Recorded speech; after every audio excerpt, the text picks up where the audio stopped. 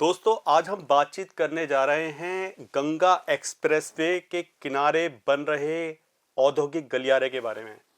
और इस विषय पर बात करने के लिए आज हमारे साथ हैं भारतीय किसान यूनियन पथिक के राष्ट्रीय अध्यक्ष पप्पू गुर्जर जी। और पप्पू गुर्जर जी, आपका बहुत बहुत स्वागत है। आपका भी नितिन भाई बहुत बहुत बहुत। आपके हिसाब से, अच्छा ये बताइए कि आपके हिसाब से ये क्या है जो औद्योगिक गलियारा है और इसका उद्देश्य क्या है? ये उत्तर प्रदेश की एक योजना है, गंगा एक्सप्रेसवे हाईवे के नाम से शुरू की जा रही है।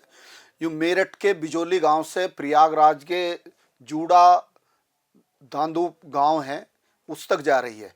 मेरठ से आगे अमरोहा, अमरोहा से बुलंदशहर, बुलंदशहर से आगे बदायूं, ये सारे जिलों को कवर करते हुए, यानी कि आप कह सकते हैं कि पश्चिमी उत्तर प्रदेश से पूर्वी उत्तर प्रदेश को जोड़ने वाला एक हाईवे तैयार किया जा रहा। उससे भी महत्वपूर्ण, सरकार ने इसके साथ साथ में जो पूर्व में जो ग्रीन कॉरिडोर बनाए जाते हैं उसी की तरफ पे उद्योगी गलियारे के नाम से यहाँ पर उद्योगों को स्थापित करने के लिए एक कार्यक्रम यूपीडा के माध्यम से किया जा रहा है। ये एक अच्छा प्रयास है, हम ही सब लोग किसान इसका स्वागत करते हैं और ये ऐसे कार्यक्रम सरकार को होने चाहिए जिनसे किसान और वहाँ के लोकल लोगों को फायदा होता है। तो स्थानीय नेता हैं आप वहाँ के, तो आप हमें ये बताइए कि वहाँ पर जो ये औद्योगिक गलियारा है, तो इसमें जो किसान हैं वो इसके समर्थन में हैं या उनको थोड़ी चिंता है? देखो, किसान अगर समर्थन में होते तो आज 17 महीने से किसान वहां पर धरने पे नहीं बैठे हुए होते। लड़ाई किसानों की और हमारी, सिर्फ जो आप बनाना चाह रहे हो उसका हम स्वागत कर रहे हैं, लेकिन उसमें हमारी सहभागिता क्या है? ऐसा ना हो कि आपके विकास के मॉडल के नए दौर के हाईवे के सामने हम वहीं गांव की गलियां और बटियों पे ही चलते रह जाएं। हमारा सरकार से कहना यह है कि आप, पहला चरण तो यह है कि आप जमीन ले रहे हैं किसान की, और किसान स्वेच्छा से 13-14 महीने से काम चल रहा, गंगा एक्सप्रेसवे का काम चल रहा, कोई भी काम चल रहा, एक भी किसान ने किसी भी काम को बाधित नहीं किया है और ना किसान की मानसिकता कि हम सरकार के काम को बाधा करें। लेकिन लगातार किसान अपनी मांग पर अटक हैं और अभी सरकार द्वारा नोटिफिकेशन 6-7 बार जारी हो चुका है, अखबार के माध्यम से भी हो चुका है, डाक द्वारा भी हो चुका है, लेकिन एक भी किसान ने उद्योगी गलियारा के लिए वो बैनामा नहीं किया है और अपनी भूमि अभी तक कचहरी में, रजिस्ट्रार ऑफिस में जाके किसी किसान ने नहीं दी है। किसान की कुछ चीजों को लेकर सरकार के साथ मतभेद है, सीधा सीधा एक ही मतभेद है कि किसान कहता है कि लोकल रेट वहां जमीन के ज्यादा है और कि सरकार कम दे रही है। ये उनकी मांग है कि ये रेट सही किया जाए। पहली प्राथमिकता मांग है। दूसरी मांग सरकार से यह है कि ये जो उद्योग गलियारा बनेगा, यहाँ पर बड़ी बड़ी फैक्ट्री आएंगी। अभी हमें पेपर के माध्यम से सुनने में आ रहा है कि रूस की कंपनी इतना इन्वेस्ट कर रही है, फलाना इतना इन्वेस्ट कर रही है। तो हमारा कहना है कि इन सब के बीच में जिन लोगों की जमीन जा रही है, जिन लोगों का यहाँ का एडमोस्टर चेंज हो रहा है, जिन लोगों का यहाँ ऐतिहासिक धरोहर खत्म हो रही है जी, उन लोगों की क्या भूमिका है ये सरकार एक बार स्पष्ट करे। ठीक है, उन लोगों को कहां रखा है इस उद्योगी गलियारे में? जी जी जी। लेकिन जैसे कई लोग समर्थन में भी दिखाई देते हैं, तो उनके बारे में क्या बोलेंगे? कोई ऐसे तो नहीं है सारे किसान इसके विरोध में हैं? नहीं, किसान एकजुट होकर विरोध में है। अच्छा। और मैं फिर कह रहा हूं कि आप इसे विरोध की भाषा कहें ही ना। अच्छा, ये एक तरीके नहीं, से देखो, ये है, हाँ। अलग अलग है। अगर किसान विरोध करता और किसान इसे नहीं चाहता तो मुझे नहीं लगता कि 17 महीने में वहां जो सरकार मिट्टी घेर पाती। मिट्टी आज वहां कंक्रीट के बढ़िया हाईवे बनकर उद्घाटन के लिए तैयार हैं। तो ये सब किसान का मौन समर्थन है ना, किसान विकास के विरोध में नहीं है। यही तो हम सरकार को और इन लोगों को बताना चाहते हैं। हम भी इसी देश के नागरिक हैं और हम भी चाहते हैं कि देश तरक्की करे, और सबसे ज्यादा किसान चाहता है कि तरक्की हो। लेकिन किसान ये चाहता है कि एक तो मेरी भूमि का मुझे उचित मूल्य मिल जाए, उचित मूल्य मिलने के साथ साथ सरकार एक बार ये निश्चित तय कर दे कि इस विकास के दौड़ में मेरी क्या भूमिका है, मेरा क्या स्थान है। यहाँ आएंगे, उद्योग बनेंगे, कंपनियां बनेंगी, ऑफिस बनेंगे, मैं वहीं का वहीं रह लेकिन जाऊंगा। काम तो उनको मिलेगा ना, जो वहाँ के लोकल लोग हैं। मान लीजिए कोई भी उद्योग खुलेगा, कंपनियां आएंगी, यहाँ के जो उद्योगपति हैं वो भी वहाँ पे इन्वेस्ट करेंगे, इसके अलावा विदेशी लोग भी आके यहाँ इन्वेस्ट करेंगे। तो कहीं ना कहीं जब उद्योग बढ़ेगा तो जो गांव में पढ़े लिखे लोग हैं और जो पढ़े लिखे नहीं हैं उन सबके लिए कहीं ना कहीं काम तो मिलेगा ही ना। देखो, ये बातें कहना और अनुमान लगाना, वो दौर अलग है। क्योंकि जब नोएडा पहला जो पश्चिम उत्तर प्रदेश में औद्योगिक नगर बसा था, वो जिसका नाम आज नोएडा और दूसरा चरण ग्रेटर नोएडा है, जब उसका हिंडल किनारे उद्घाटन शिलान्यास हुआ था तो रात के अंधेरे में आंगन फांगन में, क्योंकि उस समय कांग्रेस की गवर्नमेंट होती थी उत्तर प्रदेश में भी और दिल्ली में भी, तो संजय गांधी का प्रोजेक्ट था, तो वहाँ पे उद्घाटन उसका करा गया आंगन फांगन में। और वहाँ के किसानों को भी यही बातें जो आज आप हमें बता रहे हैं, यही बातें किसानों को कही गई कि यहाँ पे नई नई फैक्ट्री लगेंगी, नई नई चीज़ें होंगी और आपका विकास होगा।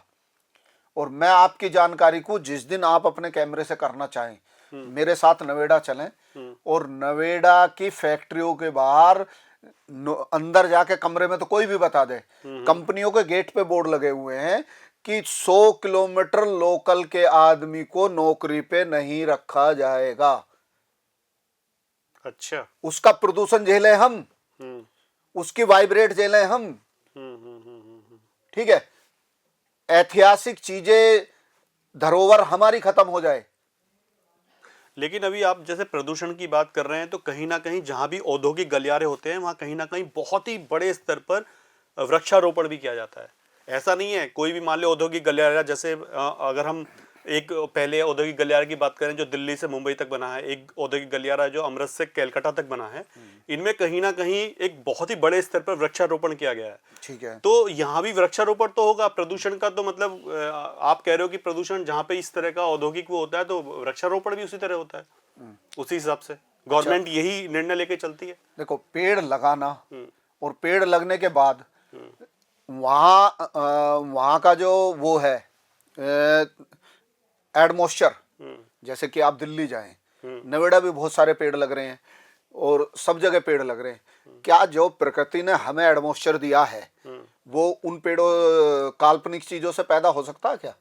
नहीं, पेड़ तो काल्पनिक नहीं है, पेड़ तो नहीं, लगा दिए पेड़, लेकिन जो वहाँ का एटमॉस्फेयर काल्पनिक प्रकृति के द्वारा बना हुआ है, क्या उसे कोई व्यक्ति बना सकता क्या?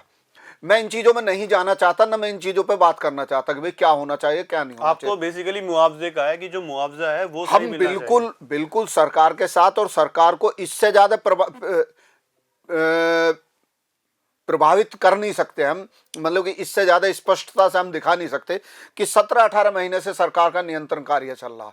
किसान एक तरफ अपने तसल्ली से धरने पे बैठे हैं, अधिकारियों को लिखित में ज्ञापन दे रहे हैं, अधिकारियों से कहा जा रहा है कि भाई हमारी बातें सुनी जाए, लेकिन सरकार के किसी काम को कोई बाधित नहीं करा जा। लेकिन मेरा सरकार से कहना है कि सरकार इतनी भी मौन ना हो और इतना भी ना सोचे, इतना भी अनजान ना बने कि ये किसान बार बार ज्ञापन दे रहे हैं कि सरकार इस पर कुछ सुन नहीं रही। ठीक है।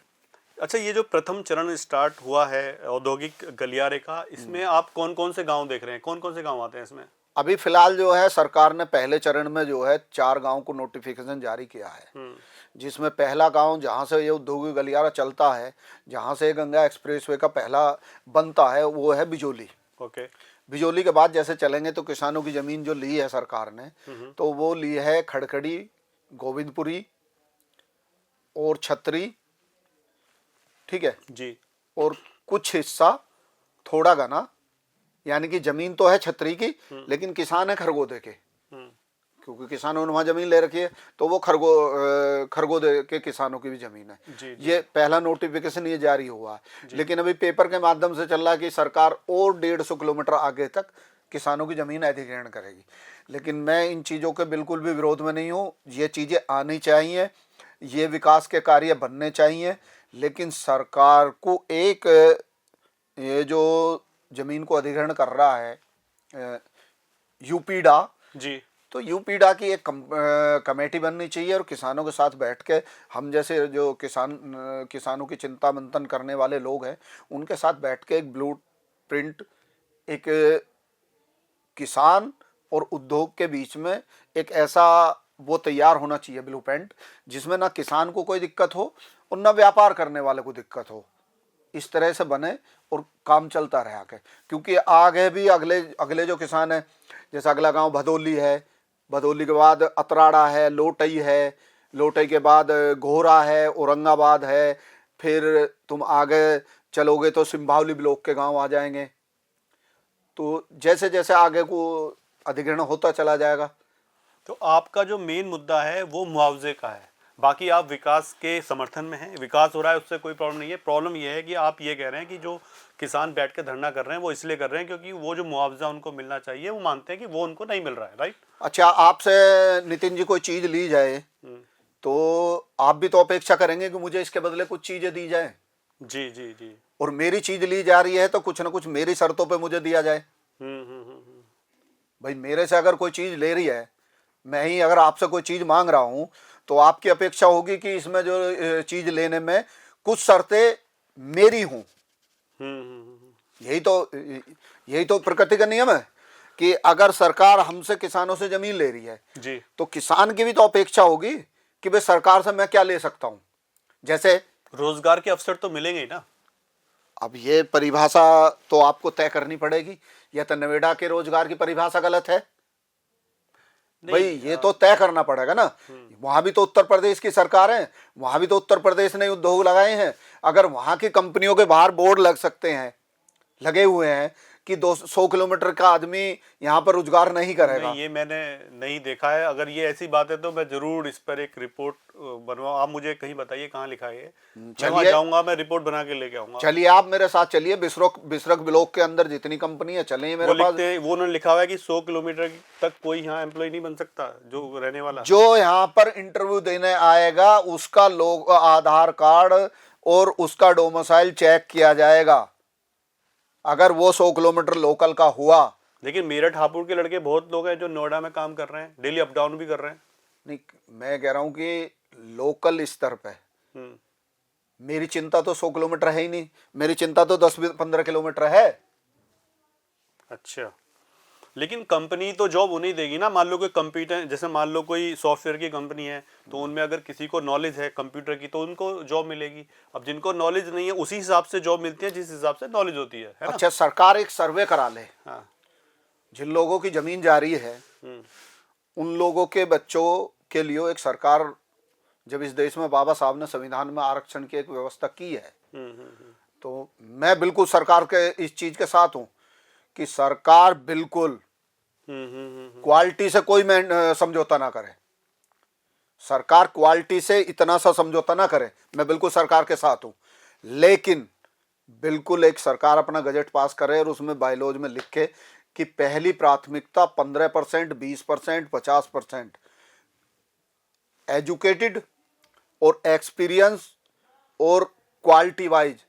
अगर मुझे जिन किसानों की जमीन जा रही है, जिन लोगों की भूमि जा रही है, अगर उनके बच्चे इस योग्यता के अनुसार हमारे मानक पे फिट होंगे तो पहली प्राथमिकता 15%, 20% उन लोगों को नौकरियों पर रखा जाएगा, लेबर से लेके उच्च क्वालिटी तक। अच्छा, अगर हमारे बच्चे, हमारे परिवार के लोग अगर सारे मानक एजुकेशन के सब चीज के पूरे करते हैं तो पहली प्राथमिकता हमारी। हम ये नहीं कहते कि 100% हमारी हो, आप लिखित में। लेकिन यहाँ के जो बच्चे बेंगलोर में काम करते हैं फिर वो भी कहेंगे कि हाँ बेंगलोर के बच्चे रहे, वहां से आ जाएं सब उठ के। ये तो वैसे ही हो गया ना जैसे राज ठाकरे कर रहे थे नहीं कि हमारे बस महाराष्ट्र के बच्चे काम करेंगे और कोई नहीं करेगा। ये तो जो योग्यता है उसके हिसाब से हर कोई कहीं भी काम कर सकता है, पूरा देश फ्री है, कहीं भी काम कीजिए आप। आपने राज ठाकरे के शर्तों को और मेरी शर्तों को अभी स्पष्टता से सुना नहीं या पढ़ा नहीं। नहीं, आप लोकल करने की बात कर रहे हैं। मैंने कहा कि आप जो है एक कंपनी में 100 लोग रख रहे हैं, ठीक है, आप 100 लोगों में तय कर दो ना कि हम 15% या 20% लोग या 30% लोग आप लोगों के रखेंगे। जी जी जी। तो कुल मिला आप जो है 70% लोग रखिए ना, पूरा देश है सबके रखिए, लेकिन हमारा जिंदगी भर के लिए रोजी रोटी सब कुछ खत्म हो गया। नहीं, मुआवजा तो अच्छे मिल रहे हैं, फिर भी मैं ये हो सकता है उनके अकॉर्डिंग ना मिल रहा हूँ, लेकिन बहुत से लोग अगर 50 बीघे जमीन किसी की जा रही है तो वो 50 बीघे जमीन खरीद भी लेगा, उसके बाद भी उसके पास पैसे इतने बच जाएंगे, अच्छा, ये बड़ा करोड़ों अच्छा, में, करोड़ों के हिसाब से, ये बड़ा अच्छा और सवाल वो उद्योग कर सकता है। लोग कल्पना कर रहे होंगे, और ये आपने बड़ा अच्छा सवाल पूछ लिया, और मेरे लिए आसान हो गया कि जो काम हम वहाँ बैठ कर करना चाह रहे थे, आज आपके कैमरे पे ये चीजें स्पष्ट हो जाएगी। ठीक है। मैं बताना चाहता हूँ कि मुआवजा जो ढेर सारा मुआवजा जो मिल रहा ना, अगर वो जो किसान को ढेर सारा मुआवजा मिल रहा ना, उस ढेर सारे मुआवजे की कैलकुलेशन भी सुन ले सके किसान। जी जी। और खास करके जो लोकल के लोग गलतफहमी के शिकार हैं कि किसान को माला माल करा जा रहा है। जी।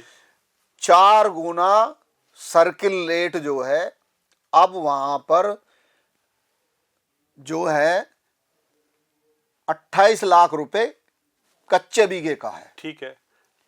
मैं सरकार को चैलेंज दे रहा हूं जी मैं यूपीडा को चैलेंज दे रहा हूं जी। और जो लोग इसकी घर बैठ कर कल्पना कर रहे हैं ना, सरकार को ये मिल रहा है। सरकार किसान को जमीन के बदले, भाई कानूनी नियम यह है कि 4 गुना मुआवजा दिया जाएगा। 28 लाख रुपए बीघा बोला है आपने। हाँ, कच्चा। लेकिन 28 लाख रुपए बीघा अगर वहां का रेट है, वो इसी वजह से तो है क्योंकि यहाँ औद्योगिक गलियारा आ रहा है। अगर औद्योगिक गलियारा यहाँ ना आए तो उसके रेट डाउन हो जाएंगे, फिर वो रेट इसीलिए तो हैं इतने। भाई साहब, ये रेट जो है औद्योगिक गलियारा ना हो तो मैं कल को 1 करोड़ रुपए बीघे बेच लूं। अच्छा, अगर औद्योगिक गलियारा खत्म हो जाए तो उससे पहले क्या 1 करोड़ रुपए बीघा 1 करोड़ बीघा इस हाईवे से बनने से पहले वहां जो है 50 लाख रुपए कच्चा बीघे के रेट थे। हाईवे बनने के बाद वो रेट, हाँ, मतलब हाईवे आया, औद्योगिक गलियारा आया, तभी तो रेट बढ़े ना। लेकिन दे तो दे सरकार जो बढ़ गए, तो मतलब वही तो रीजन है बढ़ने का, भी तो वही रीजन है। मैं कह रहा हूं बढ़ने का रीजन है। हाँ। मैं रीजन से सहमत हूं कि रेट बढ़ने का सरकार औद्योगिक गलियारा इसके आने से रेट बढ़ गए। हाँ जी। लेकिन बढ़े हुए रेट तय कैसे करोगे आप? और मैं आपको एक चीज और बता दूं कि जैसे जो किसानों की जमीनें आ गई हैं जी हाईवे में, और जो जमीनें आ गई हैं औद्योगिक गलियारे में, उसके अलावा जिनकी नहीं आई हैं उनके रेट भी बढ़ गए हैं पहले से। अगर ये नहीं आता, अगर ये सब चीज आया है औद्योगिक, तभी तो रेट बढ़े हैं सबके। देखो, 2 चीजें हैं। हाँ। रेट बढ़ना है, एक तो है लोकल बाजार, हाँ। जो प्राइवेट लोग खरीद रहे हैं, एक है सरकार जो खरीद रही है। यह तो आप ये तय करें कि मैं जो है लोकल बाजार के स्तर से खरीदूं, लेकिन सरकार खरीदती है कागज के अनुसार। कागज के अनुसार इस देश में एक संविधान में, एक कानून में संशोधन होकर ये बना कि सर्किल रेट का 4 गुना दिया जाएगा। ठीक है, 4 गुना दिया जाएगा सर्किल रेट का, उसके अनुसार जमीन ली जाएगी। तो मैंने बताया कि तुम्हें सर्किल रेट के 4 गुना होकर 28 लाख रुपए, ठीक है, 28 लाख रुपए बीघे बैठता है। मतलब ये 4 गुना है, 4 गुना है, गया है, तब 28 होता है। हाँ, जब 28 लाख रुपए होता है। अच्छा, मतलब 7 लाख रुपए बीघा है। हाँ, 7 चौक 28। हाँ, अच्छा, 9 लाख रुपए, 9 से लेके 7 के बीच में, किसी गांव का अंतर है, किसी का थोड़ा गाना इधर उधर है, तो लगभग जो है ये 30 लाख के करीब कच्चा बीघा सर्किल रेट बैठ रहा 4 गुना होकर। ठीक है, लेकिन अगर आप वहां पर लोकल बाजार पर जाओगे, लोकल बाजार में 2 करोड़ रुपए के रेट हैं, लेकिन उसका रिकॉर्ड नहीं है कुछ। हर आदमी स्टाम्प ड्यूटी की चोरी करता है, जितने भी किसान हैं वो स्टाम्प ड्यूटी की चोरी करते हैं, अपने लगा देते हैं। लेकिन अगर प्राइवेट में कोई खरीद रहा 2 करोड़ का, मैं उस पर भी नहीं जा रहा। मैं कह रहा हूं कि सरकार का कहना है कि यह तो 4 गुना मुआवजा ले लो। ठीक है, नियम बना हुआ है कि जितनी जमीन तुम्हारी जा रही है, 1 गज जा रही है तो तुम 4 गज के पैसा ले लो। हम कह रहे हैं सरकार से, एक तो सरकार जो है इसमें दूसरा संशोधन हो सकता है, सरकार चाहे। भाई किसान को पैसा क्यों दे रहे हो तुम? किसान को भी तो विकास धारा से जोड़ दो भाई। किसान विकास धारा से जोड़ दो, आप ये कह रहे हो। आप कह रहे हो मुआवजा सही दे दो और उनको गारंटी दे दो जॉब की जो यहाँ पर खुलेंगे। ठीक है, लेकिन मैं आपसे एक बात वैसे पूछ रहा हूँ कि जैसे यहाँ पे औद्योगिक गलियारा जब बन जाएगा, जब यहाँ पर लोग इन्वेस्ट करेंगे, यहाँ फैक्ट्रियाँ बन जाएंगी, उनमें लोग काम करेंगे। अगर वो लोकल काम करेंगे तो कोई बात ही नहीं है। अगर बाहर के भी काम करेंगे तो वो रेंट के लिए भी, गाँव में भी रेंट ढूंढेंगे, उन्हें रहने के लिए भी जगह चाहिए होगी, तो रेंट का भी इनकम बढ़ेगी लोगों की। जब है ना, जो वहाँ की लोकल दुकान है उनकी बिक्रियां बढ़ेंगी। जब एक कहीं भी औद्योगिक होता है, कोई भी इस तरह की चीजें होती हैं, हाँ हर चीजें बढ़ती हैं, ये तो मानना पड़ेगा या नहीं, ये भी नहीं मानेंगे आप? वैसे ठीक है, मैं मानता हूँ आपकी जो डिमांड है सरकार सुने और वो उसको पूरा करे। एक तो मुआवजा सही दे, और दूसरा आपने बोला है कि गारंटी दे, जिनकी जमीनें जा रही हैं वो ठीक है, लेकिन इसके अलावा रोजगार तो बढ़ना ही है, क्योंकि कहीं ना कहीं जो लोकल दुकानदार होंगे उनकी बिक्री भी बढ़ेगी। देखो, हाँ। जब आदमी के साथ पहले कोई घटना घट जाती है ना, तो वो कहावत है, हमारे गांव के देहात में कहावत है कि दूध का फूका हुआ छाछ में भी फूंक मार के पिया है। दूध और छाछ का मतलब तो समझते हो ना? जी जी जी। दूध गर्म होता है और छाछ जो है हमेशा ठंडी होती है, जब उसे गर्म करोगे तो वो फट जाएगी। तो जब आदमी, दोनों का रंग सफेद होता है जी। लेकिन जब छाछ पीता है तो दूध में अगर मुंह फूक जाता है तो उसमें छाछ में भी वो आदमी फूंक मार के पीता है। जी। तो हमारे नजदीक में ही और लगभग 80% हमारे समाज के लोगों के भूमि अधिग्रहण जमीन गई है वहां। अगर सरकार की वहां पे हमारे साथ नीति ये रही है तो हमारा सरकार पे विश्वास जो है, देखो सपने बेचना और सपने दिखाना ये हकीकत से बहुत परे होता है। ठीक है, जब आज तुम जो है, अगर सरकार को ये चीजें लिखित में, मेरे हिसाब से कुछ दिक्कत तो होनी नहीं चाहिए। हम कह रहे हैं ना, आप क्वालिटी से समझौता मत करें। तो एज ए लीडर आप किसानों के, आप बस ये कहना चाहते हो कि मुआवजा, आप दो चीजों पर हो, एक तो मुआवजा, दूसरा जॉब की गारंटी, इसके अलावा कोई और डिमांड है आपकी? नहीं, उसके अलावा मैं सरकार को सुझाव के तौर पे मेरी राय है कि अब किसान के लड़के BTech, BBA, polytechnical, ITI, civil, सभी चीज से ज्यादातर किसान के लड़के कर चुके हैं। कुछ किसान ऐसे भी हैं जो ठेकेदारी भी कर रहे हैं। देखो, तुम हम लोगों से जमीन ले रहे हो तो हमें दूसरे व्यापारों से जोड़ो। मेरा अपना ध्येय है कि सरकार जब वहां किसान से जमीन ले रही है तो किसान, ये परंपरा तोड़ो कि नाई का लड़का बच्चा ही बाल काटेगा, किसान का बेटा ही हल चलाएगा। इस परंपरा को तोड़ने का भी सरकार का काम है, जो पुरानी परंपरा बनी है। मेरी जमीन चलेगी, मैं कहता हूं सरकार से कि सरकार यहाँ जमीन अधिग्रहण करे, ना 4 गुना दे, ना 5 गुना दे, ना 6 गुना दे। इस जमीन को का डिप्लोमेंट चार्ज जो भी होगा जी, वो किसान से ले जी, और ये प्लॉट किसान को दे। और जैसे अब सरकार प्राइवेट कंपनियों को जमीन प्लॉट बेचना चाह रही है ना, तो किसान बेचेगा ना, या किसान उसमें फैक्ट्री लगाएगा। आप ये नियम शर्तें हो जा कि इसमें फैक्ट्री लगेगी। आपको लगता है कि एक जो इतना बड़ा औद्योगिक गलियारा बनता है तो उसका मैनेजमेंट गांव के लोग कर पाएंगे? इतना बड़ा औद्योगिक जब गलियारा बन रहा है उसके पूरे मैनेजमेंट की जरूरत होती है, कहाँ पे सड़कें आएंगी, कहाँ पर इसको, वो इतना बड़ा जो मैनेजमेंट होगा, अच्छा, गांव के लोग संभाल पाएंगे उसे? आप नितिन भाई मेरी सुन नहीं पाए। हाँ। मैंने कहा कि आप उससे, सरकार जो है, यूपीडा जो है, उसे डिप्लोमेंट करे और डिप्लोमेंट करने के बाद जब सरकार किसी को प्लॉट बेचती है तो उसमें सारे चार्ज जोड़ती है और तब उसकी वैल्यू तैयार होती है जी। कि इस कितनी तो जमीन, इतने पैसे में तो किसान से ली, इतने में सड़क बसी, इसमें सीवर, इतने सीवर की कॉस्ट होगी, इतनी बिजली की कीमत होगी जी। और जब जाके वो सारी कॉस्टों को एक जगह करने के बाद जब प्लॉट की वैल्यूएशन तैयार होती है, हम कह रहे हैं ये सारा डिप्लोमेंट चार्ज किसान से लिया जाए। किसान से जमीन के बदले मुआवजा नहीं दिया जाए। इस पूरे उद्योगिक गलियारे को सरकार अपना नक्शा तैयार करे कि मुझे 50 किलोमीटर लंबा उद्योगिक गलियारा तैयार करना, 50 किलोमीटर लंबे जमीन को अधिग्रहण करके उसमें सड़कें बिछा के, सीवर बिछा के, बिजली की तार करके, सारी चीजें करके और कैलकुलेशन करके किसान को बताया जाए कि इसमें तुम पे जो है इतने % डेवलपमेंट चार्ज हो गया। ठीक है, जैसे ही किसान प्लॉट का बैनामा करेगा किसी को जी, पहले सरकार अपना डेवलपमेंट चार्ज काट ले। जी, तुम किसान को बिल्डर बना दो ना। तुम जैसे यूपीडा प्लॉट बेच रहा है, किसान बेचेगा और किसान को छूट दे दो कि अगर तुम चाहो तो तुम भी अपना उद्योग लगा सकते हो उसमें। अच्छा, एक काम करते हैं, ये जो आपने जो पहला चरण बताया है, बिजोली, खरकोदा के आसपास जो गांव हैं वो सब, एक काम करते हैं, मैं और आप एक बार फील्ड में चलते हैं और किसानों से जाके बात करते हैं, जो लोकल किसान है वहाँ के, उनका क्या कहना है।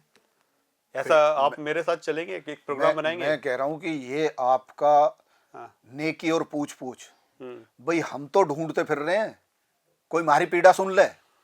ठीक है, आप और मैं आपको दावत दे रहा हूँ इस चीज के लिए, क्योंकि हमारे लिए तो आप जो है अवतार के रूप में होंगे कि आप हमारी पीड़ा को सुनेंगे, आपके दर्शकों के माध्यम से सरकार तक हमारी बात पहुंचेगी।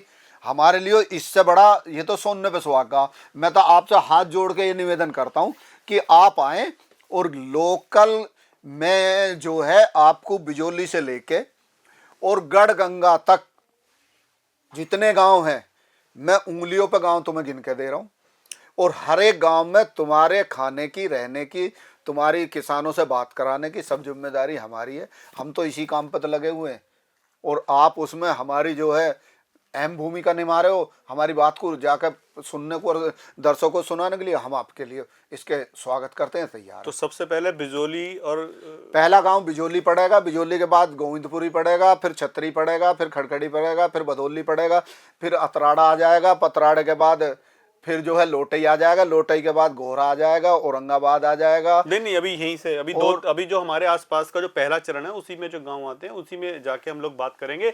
और ये वादा किया है, किसान नेता हैं, स्थानीय किसान नेता हैं वहाँ के, और इन्होंने साफ साफ कहा है कि जो मुआवजा है, एक तो वो ऊपर से जो हमारे किसान हैं उनको एक तरह से बिल्डर बना दिया जाए, और या अगर बिल्डर नहीं बना पाते तो कम से कम उनके बच्चों को नौकरियों के लिए वादे किए जाएं। और इन्होंने इतनी सारी बातें बहुत बेबाक तरीके से कही, लेकिन कहीं ना कहीं जब हम फील्ड में जाएंगे और फील्ड में जाकर के लोगों से सीधा बात करेंगे तो वो जो बात जमीन पर होगी वो कुछ और ज़्यादा बातें और उसमें उभर कर आएंगी। और इसके साथ ही हम अपनी बात समाप्त करते हैं, और हमारा वादा है हम आपके साथ जरूर गांव में जाएंगे और एक बार वहां पर जाकर के लोगों से मालूम करेंगे। बहुत बहुत धन्यवाद नितिन जी, आपका और आपके चैनल और आपके सभी यूजरों का, कि हम आपके बीच आए, अपने किसानों की बात रखी। आपका बहुत बहुत धन्यवाद। राम राम जी।